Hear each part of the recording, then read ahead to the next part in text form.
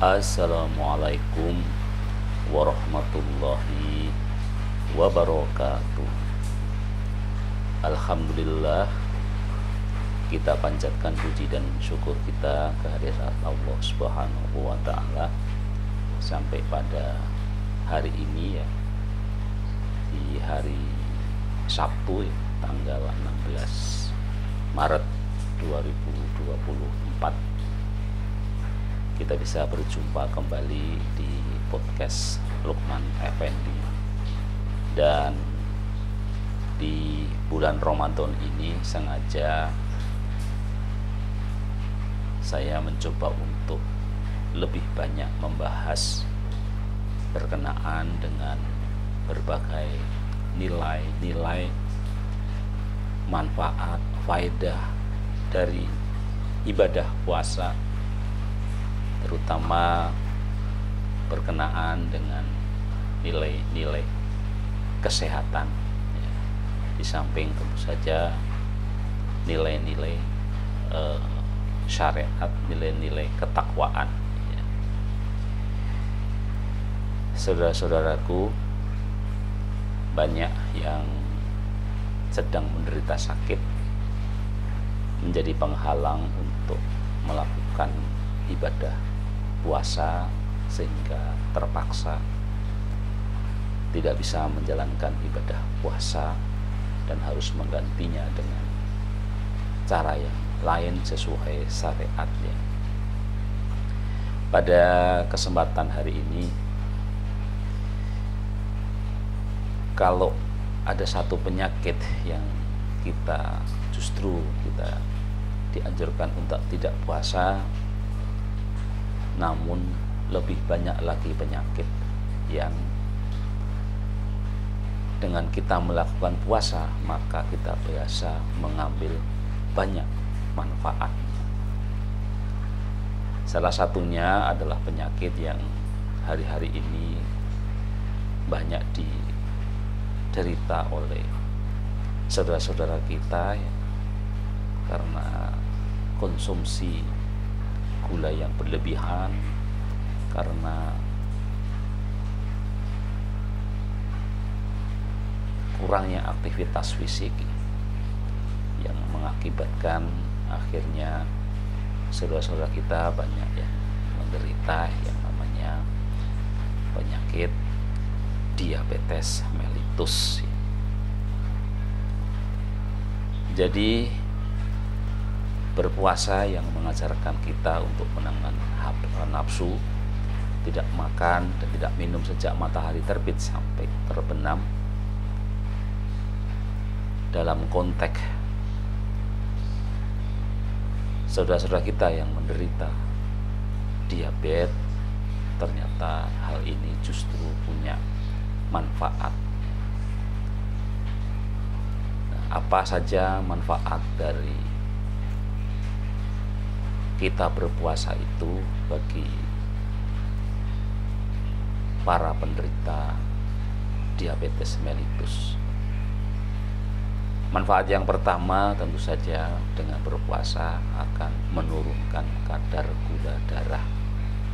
Hasil penelitian menunjukkan bahwa berpuasa dapat mengontrol gula darah yang berguna bagi penderita diabetes. Studi lain juga menyebutkan dari 10 orang penderita diabetes tipe 2 melakukan puasa jangka pendek secara signifikan menurunkan gula darah. Ketika berpuasa, tubuh akan membuang glukosa dari darah menjadi lebih cepat ya. Dengan mengurangi konsumsi makanan, maka tubuh kita akan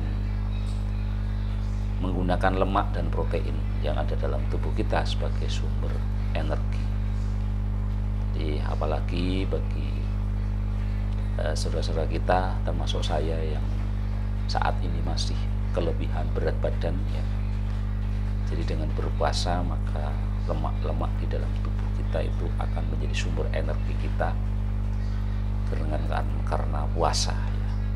Ini berarti gula darah Anda gula darah kita akan menurun.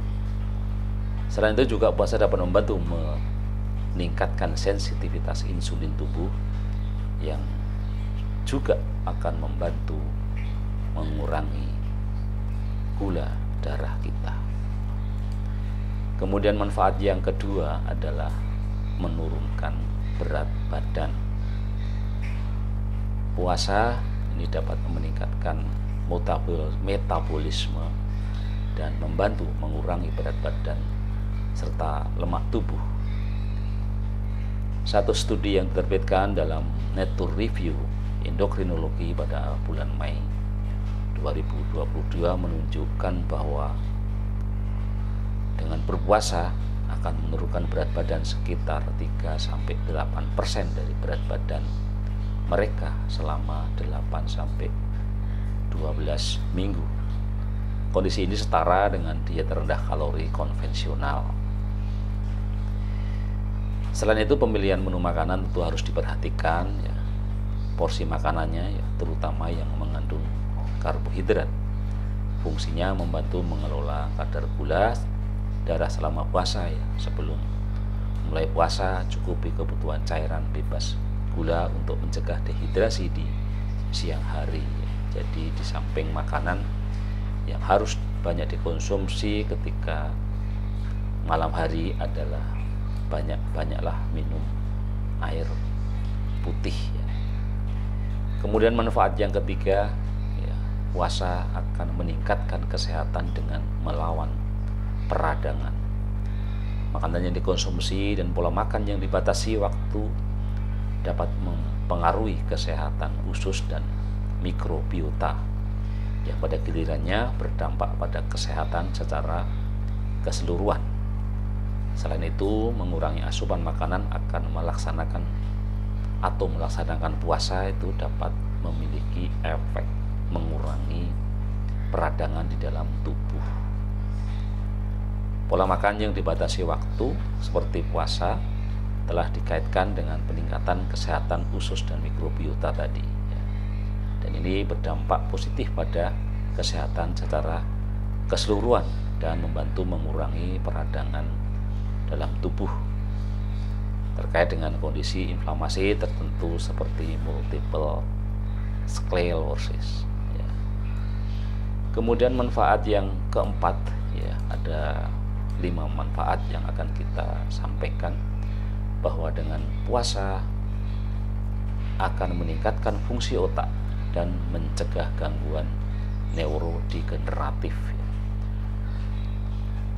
Puasa memiliki efek yang kuat dalam kesehatan otak, seperti meningkatkan fungsi otak, sintetis sel saraf, dan juga melindungi terhadap kondisi neurodegeneratif seperti penyakit Alzheimer dan Parkinson. Ini adalah penyakit-penyakit orang tua ya.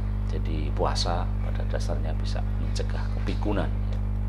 Sebuah studi dari National Institute on Aging terhadap wanita yang kelebihan berat badan berusia 55 sampai 70 tahun